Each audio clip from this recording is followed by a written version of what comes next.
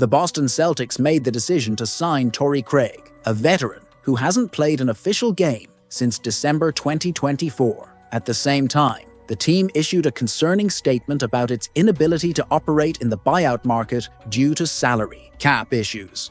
Now the question remains, is Craig really a valuable piece, or just a cheap band-aid for a team that no longer has the money to strengthen its roster? The problem no one wants to discuss. Are the Celtics stuck in a dead end? Was Torrey Craig the best option available for the Boston Celtics? Or does this signing expose a much larger problem that the front office and fans insist on ignoring? It's easy to look at Craig and think he could be an interesting reinforcement. He has experience, has played for good teams, and has a decent three-point percentage over the last 3 seasons. But let's be realistic. If he were truly an impactful player, why was no one else interested in him earlier? The guy hadn't played in over a month. He was waived by the Chicago Bulls, a team that clearly isn't among the top contenders in the East and won't be fighting for anything relevant this season. If a mediocre team gave up on him without a second thought, why did the Boston Celtics, who are chasing a title, think he was a good acquisition? And here's the truth no one wants to admit. The Celtics didn't have the money to pursue a better name. If the team's financial situation were different, we'd be talking about players with real impact, maybe even a bolder move via trade. But that's not what happened. While teams like Milwaukee and Cleveland strengthened their rosters at the trade deadline, the Celtics were left handcuffed, with no flexibility to compete in the market. The front office even tried to disguise the lack of movement by trading Jaden Springer for a second-round pick. But let's be honest, that was just an accounting adjustment to ease the salary cap and reduce some of the luxury tax damage. In practice, this move didn't add any new talent to the team and didn't strengthen the rotation for the playoffs in any meaningful way. And now, with the official statement that Boston cannot engage in the buyout market, the situation becomes even more concerning. This is a massive red flag that exposes the biggest fear of any team chasing a title. What if something goes wrong? With the current roster, if one of the starters gets injured, who steps in to hold the fort? If the rotation needs adjustments in the playoffs, what are the options? Does the Celtics bench have enough depth to face a long series against strengthened opponents? Torrey Craig is far from a reliable plan B. At best, he'll be a player who enters in some defensive situations and gives the starters a breather. But at worst, and this is the scenario the Celtics need to consider, he could end up being just another useless body on the bench, with no real impact in crucial moments. Boston does have one of the strongest rosters in the NBA. That's a fact. The starting 5 is spectacular, one of the best in the league. But relying solely on that and ignoring the importance of a quality bench could be a fatal mistake. NBA history is filled with teams that had powerful rosters but failed in the playoffs because they lacked sufficient depth. The Celtics themselves have felt that sting in recent years. When Jason Tatum injured his ankle in the Eastern Finals against the Miami Heat in 2023, the team crumbled. In 2022, the lack of depth cost them dearly in the finals against the Warriors. Now, with an even more expensive team and no room for reinforcements, Boston might be making the same mistake again. What happens if one of the main players gets injured? What if Kristaps Porzingis, who has a concerning injury history, misses time in the playoffs? Who will step in? Luke Cornett, Neemias Queta. Are these the pieces the Celtics trust to cover a potential hole in the roster? While teams like Milwaukee add experienced players and Cleveland strengthens its defense, the Celtics just watch from the sidelines, betting on luck that everything will go according to plan. But what if it doesn't? If Boston reaches the playoffs and faces injury, fatigue, or tactical issues, there will be no margin for correction. The roster is set. What's there is what will compete for a potential title, and the lack of movement could cost them dearly. The hidden disaster. Is Craig a pseudo-reinforcement that could compromise the Celtics? Did the Boston Celtics front office make a poor judgment by bringing in Torrey Craig? That's the question that needs to be asked because the situation is starting to look alarming. Let's face the facts. Craig has played a mere 9 games this season and hasn't stepped on the court since December. This means that, besides being out of rhythm, He hasn't had time to adapt to the Celtics system, which requires synergy and chemistry. The inconvenient truth is that Boston doesn't have time to waste. This is a team that isn't playing around. The solid, regular season campaign places the Celtics as one of the top title contenders, but the playoffs are a different game. Every piece of the rotation needs to be ready to deliver immediate impact. The problem with Craig is that, so far, he's proven to be an empty promise. The idea that he was a good acquisition because he doesn't need to play every night is a lazy and dangerous argument.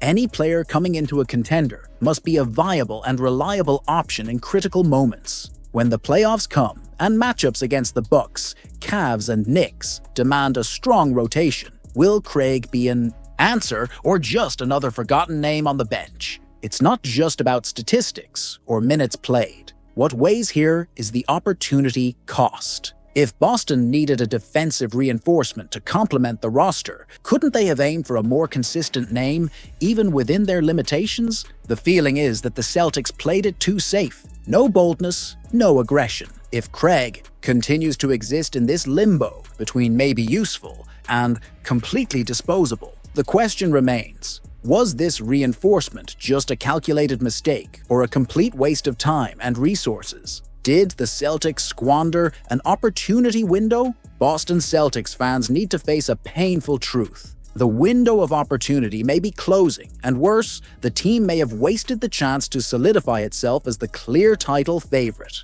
While direct rivals like the Bucks, Cavs, and even the Knicks moved to strengthen their rosters, the Celtics remained practically inactive, putting all their chips on a strong yet exposed core. Torrey Craig might be a useful player, but the real issue here isn't him. The real problem is that the Celtics simply have no more moves to make. They're stuck in the second apron, with no financial flexibility and no resources to significantly alter the roster. This means any hope of an adjustment relies solely on factors outside the franchise's control. Luck with injuries, above-average performance from the supporting cast, and a postseason without surprises. This isn't solid planning. It's a giant gamble. Yes, Boston has one of the best starting fives in the league, but playoffs aren't won with just 5 players. A short rotation can become a nightmare when minutes increase and the intensity of the games doubles. What happens if Jason Tatum or Jaylen Brown have to carry even more weight? What if Derek White or Drew Holiday get injured?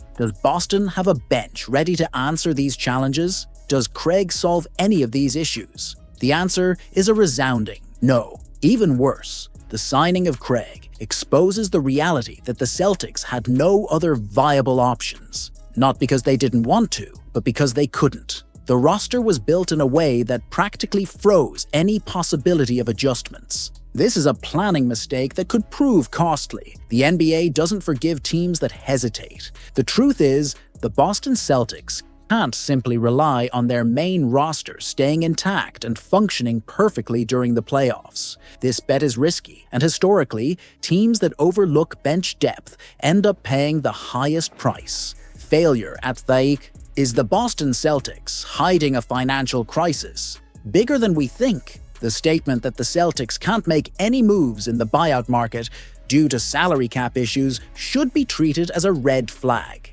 Yes, the team is in the second apron, the strictest level of the NBA salary cap.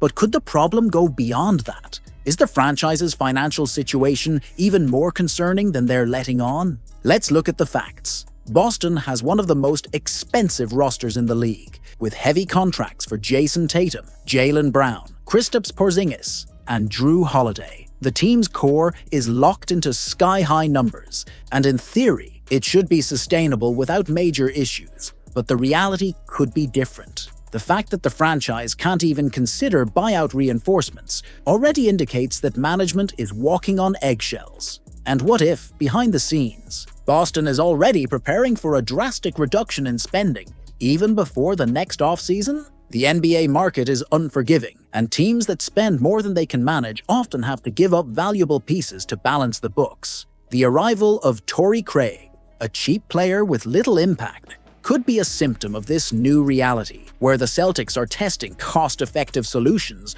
due to a lack of flexibility. But the most concerning scenario may be yet to come. Next year, Jason Tatum will sign his maximum extension, which could surpass $300 million, making it even harder to keep this roster intact. If the Celtics are already unable to pursue reinforcements today, what will happen when that massive contract hits the books? The chances of significant cuts to the roster will increase drastically. This means that 2024 could be the last real title window for this version of the Celtics. If Boston fails to capitalize on this opportunity and win the championship now, the team might be forced to dismantle parts of the roster to ease the salary cap. The pressure has never been greater. Is the front office really doing everything it can to win the title this season? Or are they already laying the groundwork for a period of financial austerity? If the Celtics fail, it won't be due to a lack of talent, but rather a much bigger issue: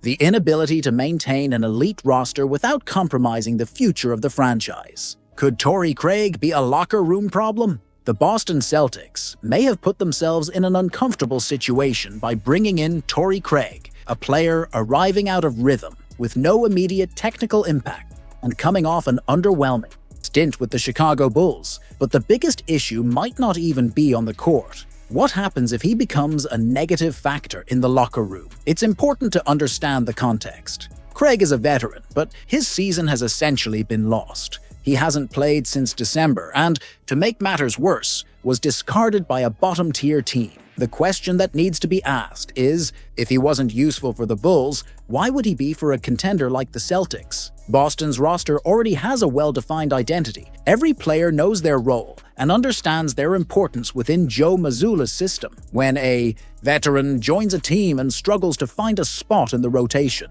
frustration can start creeping in. Players who don't feel useful can react in different ways. Some embrace a leadership role behind the scenes, while others turn into a negative presence. And there's a dangerous precedent. The NBA has seen countless examples of veterans joining elite teams, only to become a problem internally when they realize they won't get consistent minutes. The Celtics, who already have a strong culture and a well-established locker room, need to ensure Craig understands his role. If Mazzulla insists on playing him and he doesn't deliver, he'll be wasting valuable minutes that could be better used by more prepared players. But if he decides not to use him, he risks creating tension. This may seem like a minor issue, but for a team chasing a championship, even the smallest disruption in chemistry can be fatal. What if Craig starts complaining about his lack of playing time? What if his presence takes minutes away from players who are already established in the rotation? This is the kind of dilemma that can snowball at the worst possible time in the season. The truth is,